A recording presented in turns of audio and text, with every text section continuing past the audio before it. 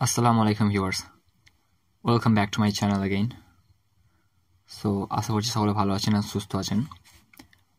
So like as usual আমরা ইংলিশের structure নিয়ে ডিসকাস করে থাকি and আজকেও আমরা ইংলিশের কিছু স্ট্রাকচার শিখব যেগুলো খুবই important for speaking English. So without wasting our time, let's dive into the class. So আমাদের প্রথমে স্ট্রাকচার হতে চলেছে subject plus think of plus ভার্বের সাথে আইএনজি। আমরা যখন বাংলায় বলে থাকি আমি কাজ করব ভাবছি, আমি যাব ভাবছি, তারা আসবে ভাবছে, সে ভাত খাবে ভাবছে, তো এরকম সেন্টেন্স আমরা যখন বাংলায় বলে থাকি অ্যাট দ্যাট মোমেন্ট আমাদেরকে এই স্ট্রাকচারটা ফলো করতে হবে।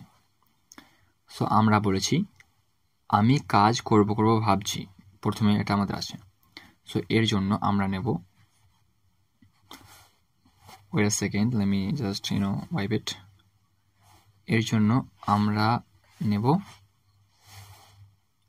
I think of working. আমি কাজ করব ভাবছি। সো যেমন এখানে প্রথমে আছে সাবজেক্ট, তো সাবজেক্ট আমাদের আই বসেছে অ্যান্ড থিঙ্ক অফ বসে গিয়েছে আমাদের থিঙ্ক অফ অনুযায়ী। ভার্বের সাথে আইএনজি বলেছি, তো ওয়ার্কটা হচ্ছে জাস্ট ভার্বের ফার্স্ট ফর্ম অ্যান্ড আইএনজি বসে গেছে ভার্বের সাথে আইএনজি। আমাদের সেকেন্ড সেন্টেন্সে বলা হয়েছে আমি যাব ভাবছি, তো এই ক্ষেত্রে আমরা বলতে পারি I think of going. তো সেম এটার মতনই আমরা এইটা যেরকম এক্সপ্লেন করলাম এখনই, জাস্ট এটাও সেম কন্ডিশনে হয়েছে। ওকে, অ্যান্ড আমরা থার্ড বলেছি তারা আসবে ভাবছে, so it will be they think of coming. তারা আসবে ভাবছে। সে ভাত খাবে ভাবছে, সো এর জন্য আমরা লিখতে পারি she thinks of eating rice. So see এখানে যদি আপনি হি করে দেন, সি এর জায়গায় যদি হি করে দেন তাহলে এটা মেল হয়ে যাবে। অ্যান্ড এখানে সি আছে, দ্যাটস ওয়াই এটা ফিমেল বুঝিয়েছে। অ্যান্ড থিংস হয়েছে ভার্বে যখন সি হি অথবা ইট অথবা কোনো ব্যক্তির নাম এগুলো যখন থাকবে তখন ভার্বের সাথে এস অথবা ইএস যোগ হয়। সো আমাদের এখানে যেহেতু সি আছে, তো সেই কারণে ভার্বের সাথে আমাদের এস হয়েছে। সো আশা করি বুঝতে পারছেন। সো আপনি যখন বাংলায় এরকম সেন্টেন্স বলবেন তখন এই স্ট্রাকচারটা ফলো করবেন। সো আমাদের নেক্সট হচ্ছে subject plus about to plus ভার্বের first form plus other word.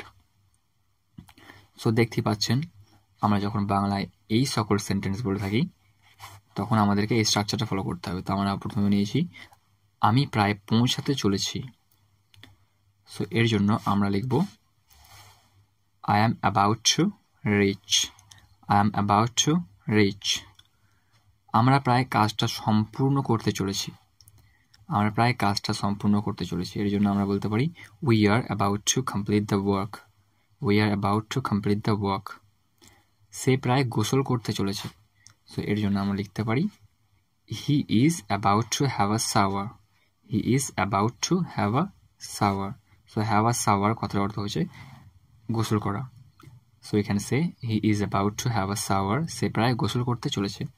So যেহেতু আমরা এখানে হি বসিয়েছি, সো ইটস মেল, অ্যান্ড এখানে সি বসালে এটা হয়ে গেত female. So as I mentioned তারা প্রায় আসতে চলেছে, এক্ষেত্রে আমরা লিখতে পারি they are about to come.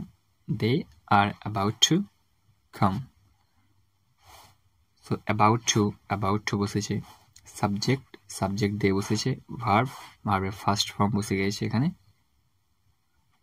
And যেহেতু about to বসে গেছে, ওকে, they are about to come. and sorry to say এখানে জাস্ট একটা অ্যাকচুয়ালি এখানে ই হবে, ওয়েট।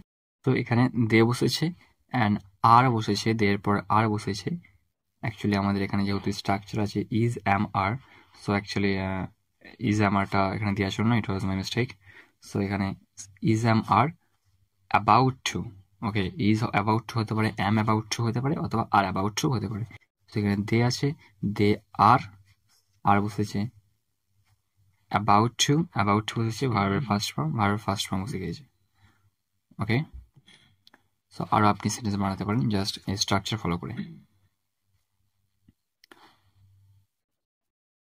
নেক্সট হচ্ছে এটা, subject plus am is the plus suppose to plus ভার্বের first form plus other word.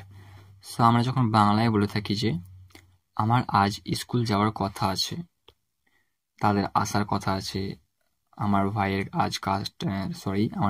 আজ টাকাটা পাওয়ার কথা আছে, এরকম সেন্টেন্স আমরা বাংলায় লিখতে গেলে এই স্ট্রাকচারটা ফলো করতে হবে। তো প্রথমে আমরা যেটা বলেছি ওটার জন্য আমরা নিতে পারি I am suppose to go to school, আমার আজ স্কুল যাওয়ার কথা আছে, তাদের আসার কথা আছে, দেন এখানে হবে দে আর সাপোজ টু কাম, তাদের আসার কথা আছে। 3 নম্বরটা বলতে পারি my brother is suppose to get the money today, আমার ভাইয়ের আজ টাকাটা পাওয়ার কথা আছে, অ্যান্ড আমরা এটার জন্য নিতে পারি ওয়েট আ সেকেন্ড, আমাদের কাজ করার কথা আছে, তো we are suppose to work. একটা ইন্টারেস্টিং বিষয় হচ্ছে আমরা যদি এখানে just was plus were, sorry এখানে প্লাস হবে না, অ্যাকচুয়ালি এখানে ওয়ার, ওয়াজ আর ওয়ার বসাই তাহলে এটা পাস্টে চলে যাবে, ঠিক আছে। কথা আছের জায়গায় এখানে ছিল হয়ে যাবে, তো আমার আজ স্কুলে যাওয়ার কথা ছিল, এখানে যদি আমরা ছিল লিখি তাহলে এখানে আই অ্যাম এর জায়গায় ওয়াজ বসাতে হবে। ওকে, আই ওয়াজ।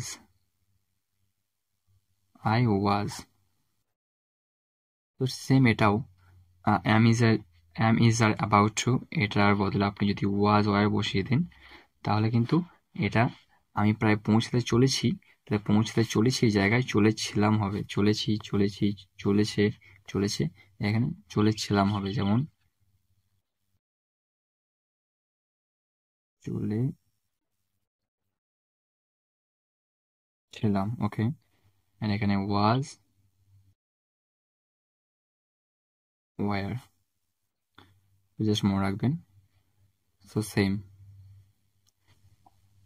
আর আমরা লাস্ট হচ্ছে এটা subject plus am is are plus good at plus subject. Actually এখানে সাবজেক্ট মানে আমি বুঝাতে চাইছি যে আপনি যেই বিষয়ে অ্যাকচুয়ালি ভালো হবেন সেই বিষয়টার নাম। যেমন আমি বাংলায় ভালো, তারা ইতিহাসে ভালো, সে পেন্টিংয়ে ভালো, আমরা কাজ করাই ভালো। সো এখানে কাজ করাই ভালো, কোন বিষয়টাই ভালো, আমরা কাজ করাই বিষয়টা, সো কাজ করাই বিষয়টাই ভালো, সেই কারণে আমরা অ্যাকচুয়ালি সাবজেক্ট বসে এটা আপনাদেরকে বোঝাতে চাইছি। সো এখানে সে লাইক আমি বাংলায় ভালো, তো এর জন্য আমরা বলতে পারি I am good at Bangla. তারা ইতিহাসে ভালো, এর জন্য আমরা বলতে পারি দে আর গুড অ্যাট হিস্টোরি। সে পেন্টিংয়ে ভালো, he is good at painting. আমরা কাজ করাই ভালো, we are good at working. So আপনি যদি এই সেন্টেন্সটা বলেন I am good in Bangla, তো সেন্টেন্সটা সম্পূর্ণ ভুল হয়ে যাবে। ওকে, আপনি ইন বলতে পারবেন না, এখানে আপনি ইন লিখতে পারবেন না, অথবা গুড অ্যাটের জায়গায় এখানে ইন হয় না, it's very wrong. Okay, so আপনাকে অবশ্যই অ্যাড বসাতে হবে, গুডের পর অ্যাড বসাতে হবে, তারপরে যেই সাবজেক্টটা আপনি ভালো সেই সাবজেক্টটা বসাতে পারেন। I am good at Bangla, like this one. তারা ইতিহাসে ভালো, দে আর গুড অ্যাট হিস্টোরি। সে পেন্টিংয়ে ভালো, আমরা কাজ করাই ভালো। We can write like this. তো এই ছিল আমাদের কিছু স্ট্রাকচার্স আজকে, আশা করি আপনাদের ভালো লেগেছে। অ্যান্ড প্লিজ আরও সেন্টেন্স বানানো ট্রাই করুন স্ট্রাকচার্সগুলো দ্বারা। And thank you for watching my video to the end, and please subscribe my channel. Thank you. Take care.